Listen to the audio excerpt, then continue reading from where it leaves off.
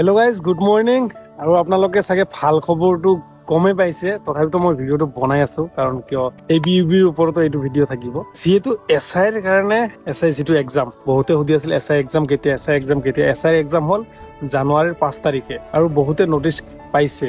আৰু যদি পোৱা নাই তেতিয়াহ'লে অসম আৰক্ষীৰ যিটো অফিচিয়েল ৱেবছাইট তাতে গৈ কিনে চাই ল'ব, নটিচটো পাই যাব। যিহেতু জানুৱাৰীৰ 5 তাৰিখে এক্সাম আৰু আপোনালোকৰ হাততো সময় নাই। যদি আগৰ পৰা ষ্টাডি কৰিছে ভাল কথা, বেষ্ট অফ লাক। ভালকে ষ্টাডি কৰিছে যদি ভাল, এইবাৰ পাই যাব আশা কৰোঁ।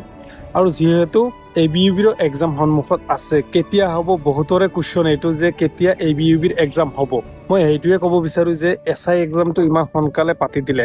চাওক, 5 তাৰিখে SI এক্সাম পাতিলে আৰু ABUB কেতিয়া পাতিব, বহুতৰে কুৱেশ্যন। মই ভাবোঁ যে মোৰ এটা আইডিয়া, জানুৱাৰী ফেব্ৰুৱাৰী পাতিব লাগে।